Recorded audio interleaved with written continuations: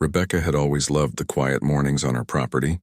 She would wake up at sunrise, make her coffee, and walk out to the fence where Luna, her beautiful chestnut mare, would be waiting for breakfast. The horse would nicker softly and nuzzle her shoulder, a daily ritual that never got old. This land had been in her family for over a century. Her great-grandfather had built the original farmhouse with his own hands, and 3 generations had raised horses on these 5 acres. The property sat on a gentle hill overlooking the valley, with mature oak trees that provided perfect shade in the summer. Rebecca had spent her childhood climbing those trees and learning to ride in the same pasture where Luna now grazed. When she inherited the land 12 years ago, she promised herself she would never sell it no matter what developers offered. But developers had come anyway. About 5 years ago, construction crews started clearing the land around her property. Where once there had been open fields and a few scattered houses, now stood the Willowbrook Heights subdivision. Row after row of identical houses with tiny yards and perfect lawns. The developers had tried to buy her out multiple times, offering what they called generous compensation. Rebecca politely declined every offer. She didn't have anything against her new neighbors. Most of them were nice enough people just trying to find a good place to raise their families. The problem started when they formed their homeowners association. At first it seemed harmless. They organized block parties and kept the common areas looking nice. Rebecca even attended a few of their barbecues and got along well with most folks. The trouble began when Richard Hawkins moved to the neighborhood. He was a retired insurance adjuster who seemed to have way too much time on his hands. Within 6 months of moving in, he had gotten himself elected as president of the HOA. Richard was the kind of person who measured his neighbor's grass with a ruler and sent formal complaints if it was half an inch too long. The first letter arrived on a Tuesday morning. Rebecca found it in her mailbox, a thick envelope with Willowbrook Heights Homeowners Association, printed in bold letters across the top. She opened it while sipping her morning coffee and nearly choked when she read the contents. The letter informed her that as a property owner within the expanded Willowbrook Heights community boundaries, she was required to join the HOA and pay annual dues of $2,400. The letter listed dozens of rules she would need to follow, including restrictions on fence height, paint colors, and the number of animals allowed per property. Rebecca read the letter twice, then laughed out loud. Her property had been there long before any subdivision. She wasn't part of their community, and she certainly wasn't going to pay them money for the privilege of being told what she could and couldn't do on her own land. She drafted a polite response explaining that her property predated the subdivision and that she had no interest in joining their association. She thanked them for the invitation but made it clear her answer was no. 2 weeks later, another letter arrived. This one was less friendly. Richard had personally signed it and used phrases like community standards and property values. He explained that Rebecca's property was now surrounded by their development, making her an integral part of the Willowbrook Heights community whether she liked it or not. The letter went on to list complaints about her property. Someone had reported that her fence was unsightly and that having a horse so close to the subdivision was inappropriate for a residential area. The letter demanded that she either join the HOA or face appropriate legal action. Rebecca felt her blood pressure rise as she read, "Unsightly fence?" She had just repaired and painted that fence 6 months ago. Inappropriate horse? Luna was a gentle, well-trained mare who had never caused a moment of trouble. Rebecca had been raising horses on this land since before most of these people were even born. She called her neighbor Patricia, an older woman who had lived in the area before the subdivision and had reluctantly joined the HOA to avoid conflict. Patricia confirmed what Rebecca suspected. "Richard's been asking questions about you," Patricia said. "He seems to think that because your property is surrounded by the development, you should be forced to join. He's been walking around with a tape measure, looking for things to complain about. I'm sorry, honey, but I think he's targeting you." Rebecca thanked Patricia and hung up, feeling frustrated. She had lived peacefully on her land for 12 years. She kept her property well maintained, was friendly to her neighbors, and minded her own business. Now this man was trying to force her into his little organization and threatening legal action. The third letter arrived exactly 1 month later, and this time it came via certified mail. Rebecca had to sign for it, which seemed unnecessarily dramatic. This letter was different. It was typed on official letterhead, and had been written by a lawyer. The legal notice informed Rebecca that she was in violation of community covenants and that her property was subject to liens and other legal remedies if she continued to refuse HOA membership. The letter claimed that by living within the established community boundaries, she had implicitly agreed to abide by HOA rules. Rebecca couldn't believe what she was reading. How could living on land her family had owned for generations suddenly make her subject to rules created by people who had moved there 5 minutes ago? She did some research and discovered that Richard had been busy. He had convinced the county to redraw some boundary maps that technically included her property in the same zone as the subdivision. He had also been filing complaints with various county offices about code violations on her property, though Rebecca had never received notice of any actual violations. What really bothered her was learning about Richard's background. Before retiring, he had made a career out of finding reasons to deny insurance claims. He was known for being thorough, persistent, and completely ruthless when it came to finding technicalities that worked in his favor. Rebecca realized this wasn't going to go away quietly. Richard had decided to make her his personal project, and he had the time, energy, and experience to make her life miserable. What he didn't know was that Rebecca had some experience of her own when it came to dealing with difficult people and complex legal situations. She had spent 8 years as the state's governor, handling everything from natural disasters to budget crises to political scandals. She had dealt with lobbyists, lawyers, and legislators who were far more sophisticated than Richard Hawkins. But she had retired from public life specifically to avoid this kind of conflict and stress. Rebecca decided to keep her political background private for now. Most people in the area didn't know about her previous career, and she preferred it that way. She had moved here to be a private citizen, not a former politician. But if Richard wanted a fight, she was prepared to give him one. She just hoped it wouldn't come to that. As she folded the legal notice and put it in her desk drawer, Luna whinnied from the pasture. Rebecca looked out the window and smiled. Whatever happened, she wasn't giving up her horse or her land. This was her home, and she would defend it. 3 months passed without any word from Richard or the HOA. Rebecca began to hope that maybe they had given up and moved on to bothering someone else. She continued her daily routine of caring for Luna and maintaining her property. The mare was in excellent health, with a shiny coat and bright eyes that sparkled with intelligence. Rebecca had owned Luna for 5 years, ever since rescuing her from a neglectful situation. The horse had been underfed and skittish when Rebecca first brought her home, but with patience and proper care, Luna had blossomed into a magnificent animal. She was gentle enough for children to pet, but spirited enough to provide Rebecca with exciting rides through the trails that wound through the hills behind her property. The piece ended on a cold Wednesday morning in February. Rebecca was in the barn, brushing Luna and getting ready for their morning ride, when she heard vehicles pulling up her driveway. She looked out to see 2 county trucks and a police car parked near her front porch. Her heart began to race. Had something happened to one of her neighbors? Was there some kind of emergency? She walked toward the house, and a man in a county uniform approached her with a clipboard. "Are you Rebecca Chen, owner of this property?" he asked in an official tone. "Yes, that's me." "What's going on?" The man handed her a document. "I'm Officer Martinez from Animal Control.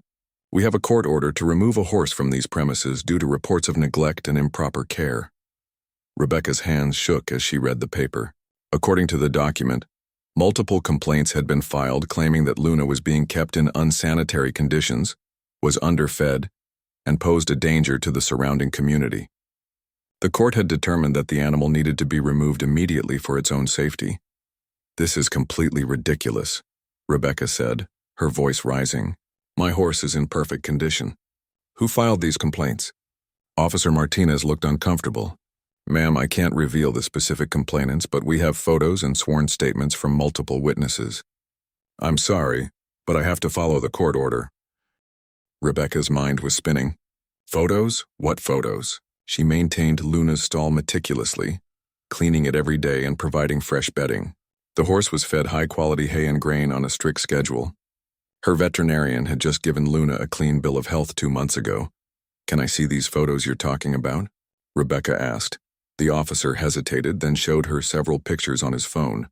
Rebecca couldn't believe what she was seeing.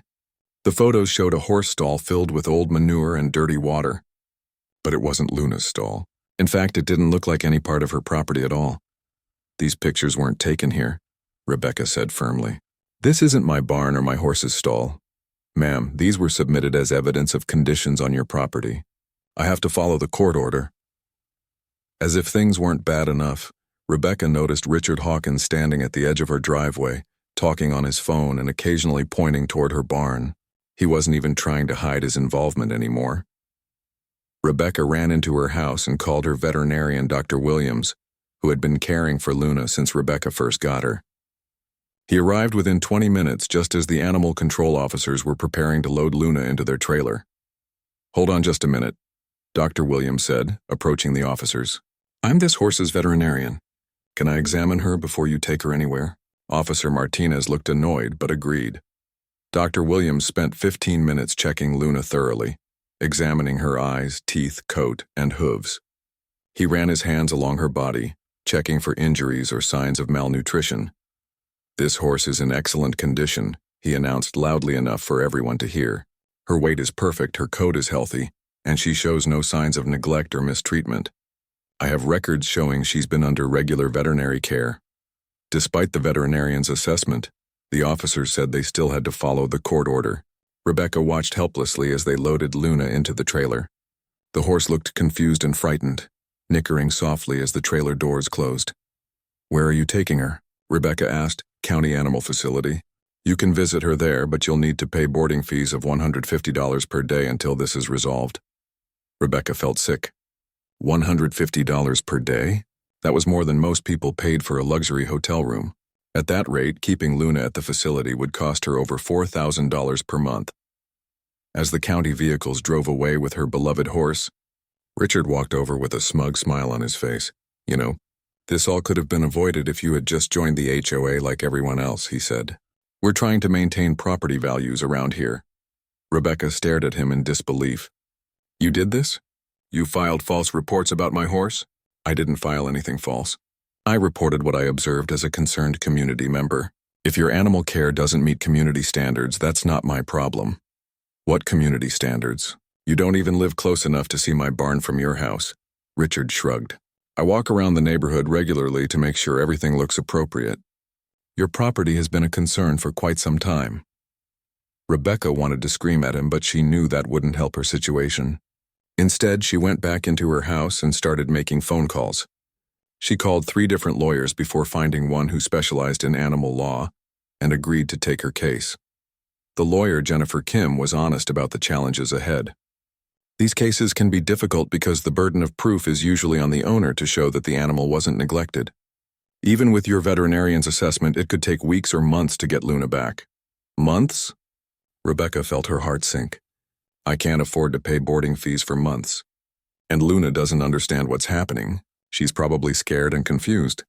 I understand your frustration, but we need to build a strong case. I'll start by investigating who filed these complaints and whether they followed proper procedures. Something about this situation doesn't seem right. That evening, Rebecca's neighbor Patricia came over with a casserole and a bottle of wine. She had heard about what happened and wanted to offer support. I'm so sorry about Luna, Patricia said. Everyone in the neighborhood knows that horse is well cared for. Richard has gone too far this time. Did you see what happened this morning? Rebecca asked. Patricia nodded grimly. I saw Richard taking pictures of your property last week when you weren't home. He was focusing on areas near your barn and fence. I thought it was strange at the time, but now it makes sense. He was building a case against me. It looks that way. He's been telling anyone who will listen that your property brings down the value of the whole neighborhood. He seems to think that if he can force you out, some developer will buy your land and build more houses. Rebecca spent that night lying awake, thinking about Luna alone in an unfamiliar place. The horse had never been away from the property for more than a few hours at a time. She was probably wondering why Rebecca hadn't come to feed her dinner, or why she was sleeping in a strange stall. The next morning, Rebecca drove to the county animal facility to visit Luna. The horse whinnied excitedly when she saw Rebecca approaching her temporary stall. Rebecca brought carrots and spent an hour brushing Luna and talking to her softly. I'm going to get you home. she whispered in Luna's ear. "I promise I'm going to fix this." As Rebecca left the facility, she felt more determined than ever. Richard had made a serious mistake by targeting her horse. He had probably assumed she was just a quiet woman living alone who wouldn't fight back. He had no idea that she had spent years dealing with people far more powerful and cunning than him. The fight was just beginning, and Rebecca intended to win. Jennifer Kim wasted no time getting started on Rebecca's case. Within days, she had filed motions challenging the court order and requesting an immediate hearing. But the legal system moved slowly, and Luna remained at the county facility while boarding fees piled up. Rebecca visited Luna every day, spending at least 2 hours with her horse. The facility staff were kind enough, but they weren't horse people. They fed Luna basic hay and grain, nothing like the premium feed Rebecca provided at home. Worst of all, Luna had no pasture to roam in, just a small concrete run attached to her stall. By the end of the first week, Rebecca had already spent over $1,000 in boarding fees. Jennifer warned her that the case could take months to resolve, which meant Rebecca might have to spend her entire savings just to keep Luna alive while they fought the charges. "We need to find out exactly who filed these complaints and what evidence they provided," Jennifer said during one of their meetings. "Something about this whole situation feels orchestrated." Jennifer's investigation began to uncover disturbing details. The original complaint had been filed by someone claiming to be a concerned neighbor who witnessed neglect and unsafe conditions. But when Jennifer requested copies of all the evidence, she discovered several inconsistencies. The photos submitted as evidence didn't match Rebecca's property. The person who filed the complaint claimed to have observed conditions over several months, but the timestamp on the photos showed they were all taken on the same day. Most suspicious of all, the complaint described Luna as a malnourished brown horse, when Luna was actually chestnut-colored and in excellent condition. Whoever filed this complaint either never actually saw your horse, or they were deliberately providing false information, Jennifer told Rebecca. They also discovered that the court order had been signed by Judge Thompson, who happened to be Richard's brother-in-law. Jennifer immediately filed a motion requesting that a different judge review the case due to the obvious conflict of interest. Meanwhile, Rebecca's story began to attract attention. Patricia had been talking to other neighbors, and word spread quickly through the community. Most people were outraged that a healthy, well-cared-for horse had been seized based on what appeared to be false complaints. Mrs. Davidson, an elderly woman who lived 3 houses down from Richard, came forward with valuable information. She had seen Richard on Rebecca's property the week before Luna was seized, taking photos and measurements when Rebecca wasn't home. "I thought it was odd," Mrs. Davidson told Jennifer. "He was creeping around her barn and fence line with a camera and a notepad. When I asked him what he was doing, he said he was documenting violations for the county." Even more damaging was testimony from Jake Morrison, a teenager who did yard work for several families in the neighborhood.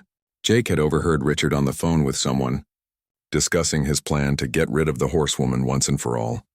He was talking about how he could use county regulations to force her out, Jake told Jennifer. He said something about animal control being easy to manipulate if you knew the right people. As evidence mounted against Richard, Rebecca's legal team made another shocking discovery. The county official who had processed the complaint, Deputy Director Craig Thompson, was not only related to the judge who signed the order, but had also received several large donations from HOA funds over the past year for his re-election campaign. "This is starting to look like a conspiracy," Jennifer told Rebecca. "Richard used HOA money to essentially buy influence with county officials, then used that influence to target you."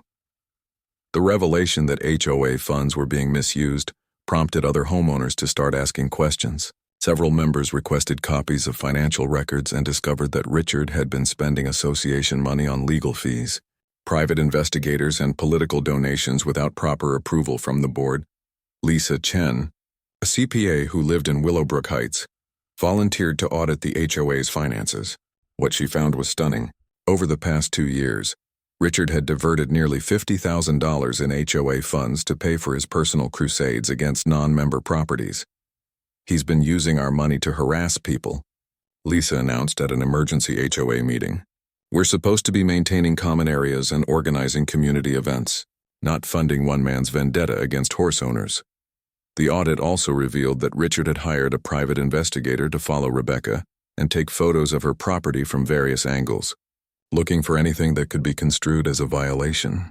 When the investigator couldn't find any actual problems, Richard had apparently decided to create some.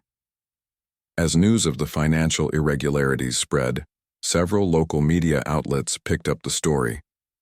The headline, "HOA President Uses Community Funds to Seize Neighbor's Horse," appeared in the county newspaper, followed by similar stories in regional publications. Rebecca found herself thrust into the spotlight in a way she hadn't experienced since leaving political office.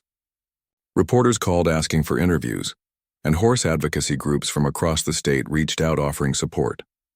The story had all the elements that made for compelling news: a corrupt official, a beloved animal, and an innocent victim fighting against the system.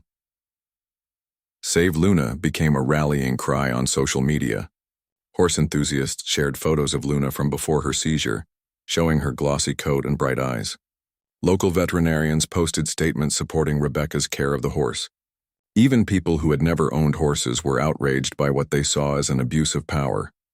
The attention put enormous pressure on county officials to resolve the case quickly. No one wanted to be associated with seizing a healthy horse based on fabricated evidence. But the legal process still had to run its course, and Luna remained at the facility.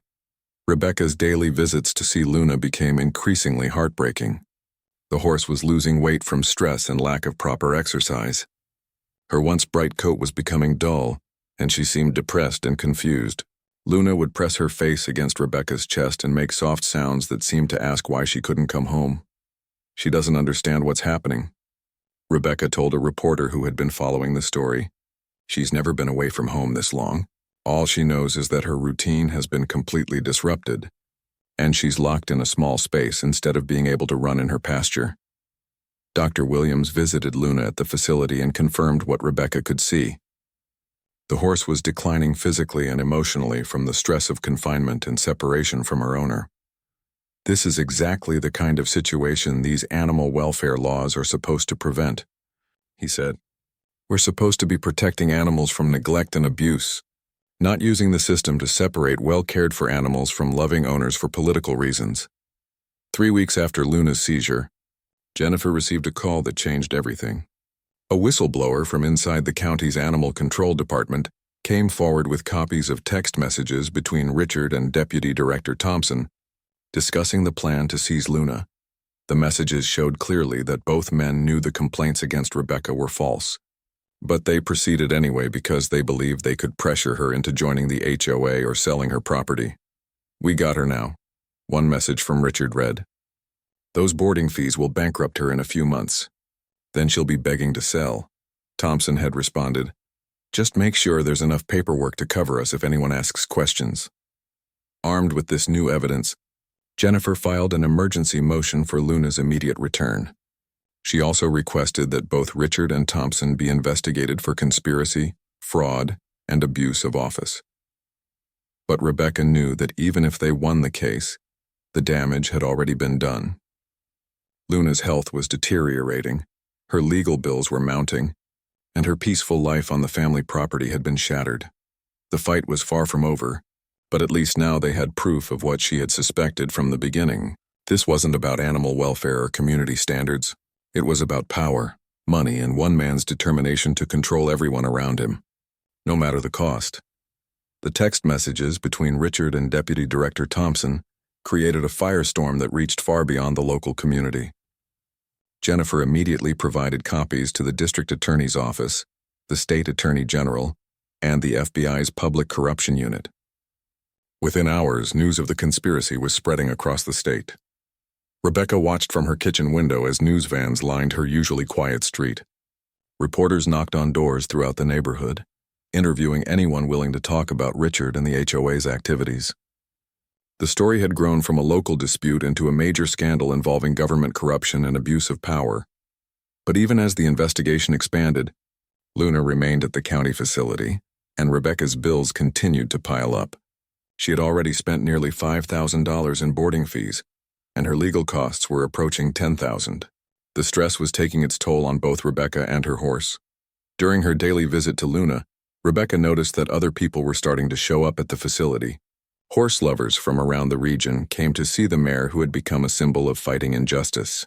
Children pressed their faces against the fence of Luna's small run, offering her carrots and apples their parents had brought.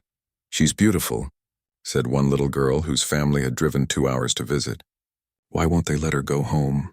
Rebecca struggled to explain the situation in terms a child could understand.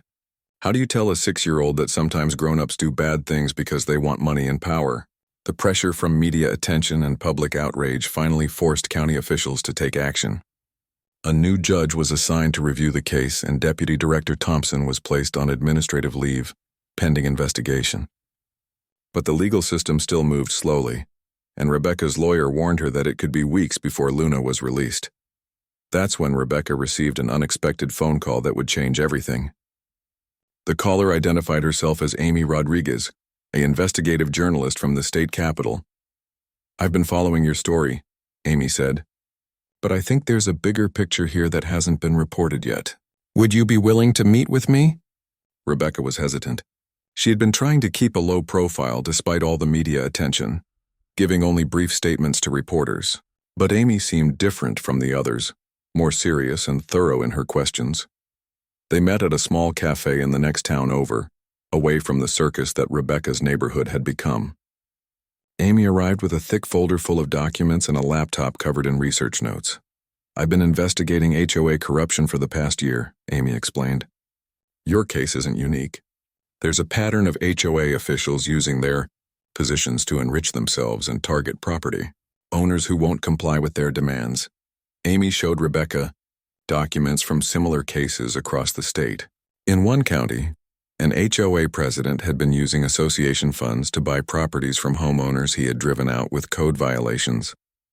In another, HOA officials were getting kickbacks from contractors they hired for community improvements. "But your case is different because of the level of government involvement," Amy continued. "Having a county official participate in the conspiracy takes this to a whole new level." As they talked, Amy kept asking detailed questions about Rebecca's background and how she had handled the legal challenges. There was something in the way she phrased her questions that made Rebecca nervous. "You seem very knowledgeable about legal procedures and government operations," Amy observed. "Most people would be completely overwhelmed by this kind of situation, but you seem to know exactly what steps to take." Rebecca chose her words carefully. "I've had to learn a lot quickly. When someone threatens to take your horse, you figure out how to fight back." Amy nodded, but Rebecca could tell she wasn't entirely satisfied with that answer. The journalist had clearly done extensive research, and Rebecca worried that she might have discovered her political background. After their meeting, Rebecca called Jennifer to discuss her concerns. The lawyer had been expecting this moment. "Honestly, I'm surprised it's taken this long for someone to figure out who you are," Jennifer said. "Your name is on all the court documents, and any reporter doing serious research would eventually connect the dots. I really wanted to keep that part of my life private," Rebecca said. "I retired specifically to get away from politics and public attention. I understand, but it might actually help your case. Right now, you're portrayed as a victim being bullied by a corrupt HOA. If people knew about your government experience, it might add credibility to your claims about the conspiracy." Rebecca wasn't convinced. She had seen how quickly political stories could spiral out of control, and she didn't want her past to overshadow Luna's situation.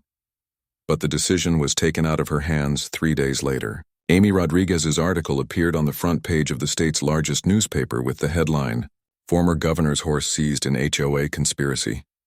The story laid out Rebecca's entire political career, from her early days as a city council member through her 8 years as governor. It described her reputation for fighting corruption and standing up to powerful interests who tried to abuse the system. "The woman Richard Hawkins chose to target isn't just any horse owner," Amy wrote. "She's someone who spent decades cleaning up government corruption and protecting citizens from exactly the kind of abuse she's now experiencing." The revelation sent shockwaves through the political establishment. Rebecca's former colleagues began calling to offer support. The current governor issued a statement calling for a full investigation. Editorial boards across the state wrote columns condemning the treatment of a respected former public servant. Richard, who had been trying to keep a low profile since the text messages were revealed, suddenly found himself the target of intense scrutiny. His insurance company career was examined, revealing a pattern of denied claims and customer complaints. His activities as HOA president were dissected in detail, showing how he had systematically used his position to intimidate and harass residents. The political pressure became too much for county officials to ignore. Within 24 hours of Amy's article being published, the new judge scheduled an emergency hearing to review Luna's case. Jennifer was optimistic as they prepared for court. The evidence of conspiracy is overwhelming, and now the political cost of keeping Luna detained is too high for anyone to ignore. But Rebecca was cautious about getting her hopes up. She had been disappointed too many times over the past month to believe that this nightmare might finally be ending. The hearing was packed with reporters, horse advocates, and curious members of the public. Rebecca sat in the front row, wearing a simple blue dress that reminded her of her court appearances as governor. Despite her efforts to remain a private citizen, she found herself back in the spotlight, fighting for justice once again. As the judge reviewed the evidence, Rebecca thought about all the people who had been hurt by Richard's actions. The homeowners whose money he had stolen, the county employees who had been pressured to participate in his schemes, the other property owners who had been targeted with false complaints. But mostly she thought about Luna, still confined in that small facility, waiting for her to come home. Whatever happened next, Rebecca was determined to see this fight through to the end. She had spent her career fighting for people who couldn't fight for themselves. Now she was fighting for a horse who depended on her completely. The emergency hearing lasted less than an hour. Judge Mitchell reviewed the evidence methodically, examining the text messages between Richard and Deputy Director Thompson, the fraudulent photos, and the testimony from multiple witnesses who confirmed Luna's excellent condition. This case represents a clear abuse of the legal system, Judge Mitchell announced from the bench. The evidence shows that animal welfare laws were weaponized to settle a personal dispute, causing unnecessary harm to both the animal and its owner. Rebecca felt tears of relief streaming down her face as the judge ordered Luna's immediate release. All charges were dropped, and the county was ordered to cover Rebecca's boarding fees and legal costs. But the hearing was just the beginning of the reckoning that followed Amy Rodriguez's article. Within hours of Rebecca's identity being revealed, the story went national. Cable news networks picked up the story of the former governor whose horse had been seized by a corrupt HOA. Late-night talk show hosts made jokes about HOA presidents who were dumb enough to target politicians. Rebecca drove straight from the courthouse to the county animal facility, where Luna was waiting in her temporary stall. The horse whinnied excitedly when she saw Rebecca approaching, pressing her face against the metal bars of the gate. "We're going home, girl," Rebecca whispered, scratching Luna behind the ears. "We're finally going home." Loading Luna into the trailer for the trip home, Rebecca was amazed by how many people had gathered at the facility. Horse enthusiasts, reporters, and curious onlookers lined the fence, cheering as Luna walked up the ramp. Someone had made a banner that read, "Welcome home, Luna," and children waved from their parents' shoulders. The scene at Rebecca's property was even more overwhelming. News vans filled the driveway and supporters had gathered along the fence line with flowers, carrots for Luna, and signs expressing their support. Rebecca had to ask the crowd to step back so Luna could enter her pasture safely. When Luna's hooves touched the familiar grass of her home pasture for the first time in over a month, she immediately began to gallop. She ran the entire perimeter of the fence, kicking up her heels and tossing her head with joy. The crowd cheered as she rolled in her favorite spot under the oak tree, then trotted over to her water trough for a long drink. "She remembers everything," Rebecca told a reporter, watching Luna settle into her normal routine. "Look how happy she is to be home." While Rebecca was celebrating Luna's return, law enforcement agencies were moving quickly on multiple fronts. FBI agents raided Richard's home and the HOA offices, seizing computers, financial records, and boxes of documents. Deputy Director Thompson was arrested at his office and charged with conspiracy, fraud, and abuse of office. The investigation expanded rapidly as agents discovered evidence of similar schemes in other counties.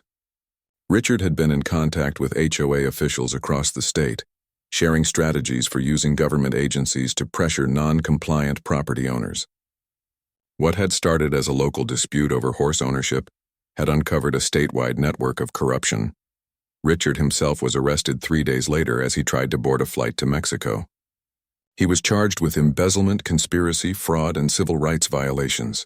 The charges carried potential prison sentences totaling over 20 years. The Willowbrook Heights HOA held an emergency meeting to address the scandal. With Richard in jail and their finances drained by his illegal activities, the association was essentially bankrupt. Lisa Chen, the CPA who had discovered the financial irregularities, was elected as interim president. "Our first priority is rebuilding trust with the community," Lisa announced. "We're dissolving all pending complaints against non-member properties and establishing new oversight procedures to prevent this kind of abuse from ever happening again." Several homeowners who had been pressured into joining the HOA under Richard's leadership chose to withdraw their memberships. Others decided to stay, but insisted on new leadership and transparent financial management. Rebecca found herself dealing with hundreds of interview requests from media outlets around the world. The story had resonated with people who had their own experiences with overzealous HOAs or corrupt officials. She appeared on several national news programs, using the platform to advocate for stronger oversight of HOA activities and protection for property owners. "No one should have to go through what Luna and I experienced," Rebecca said during a television interview. "These associations are supposed to serve homeowners, not terrorize them into compliance." The attention also brought opportunities Rebecca hadn't expected. Horse advocacy groups asked her to serve on their boards. Legal organizations invited her to speak about government accountability. Universities wanted her to teach courses on public administration and ethics. But Rebecca was selective about her commitments. She had retired from public service for a reason, and her priority was returning to the quiet life she had built on her family's land. 3 months after Luna's return home, Rebecca established the Luna Foundation, a non-profit organization dedicated to helping property owners fight HOA abuse and supporting animals seized by corrupt officials. The foundation was funded by donations from supporters who had followed the story, as well as a settlement payment from the county. "We want to make sure that what happened to us never happens to anyone else," Rebecca explained at the foundation's launch event. "Too many people don't have the resources to fight back against these kinds of abuses." The foundation's first case involved helping an elderly veteran whose HOA was trying to force him to remove a flagpole from his yard. The second case supported a family whose therapy dog had been banned by association rules that violated federal disability laws. Richard's trial became a media sensation, with prosecutors presenting evidence of his systematic abuse of power and misuse of public resources. He was ultimately sentenced to 12 years in federal prison and ordered to pay full restitution to the HOA and its members. Deputy Director Thompson received a lighter sentence of 4 years in exchange for his cooperation with ongoing investigations into corruption in other counties. Judge Thompson, who had signed the original seizure order, was suspended from the bench and later resigned in disgrace. A year after Luna's seizure, Rebecca was back to her quiet morning routine. She would wake up at sunrise, make her coffee, and walk out to the fence where Luna would be waiting for breakfast. The mare had recovered completely from her ordeal and seemed to have forgotten the trauma of her month in captivity. Rebecca had received offers to sell her story to Hollywood producers and book publishers, but she turned them all down. She had never wanted to be famous for this experience, and she preferred to let her actions speak for themselves. The property that Richard had tried so hard to control remained exactly as it had always been. Rebecca maintained the fence, cared for Luna, and lived peacefully on the land her family had owned for generations. The only difference was the small sign by her driveway that read Luna Foundation Headquarters, and the occasional visitor who stopped by to thank her for her fight. Sometimes Rebecca would think about the irony of the situation. Richard had targeted her because he assumed she was just a quiet woman living alone who wouldn't fight back. He had no idea that she was someone who had spent decades dealing with people far more powerful and cunning than him. In the end, his biggest mistake wasn't underestimating Rebecca's legal skills or political connections. His biggest mistake was threatening the one thing in the world that she would never give up without a fight: her beloved horse, Luna, grazing peacefully in the pasture where she belonged.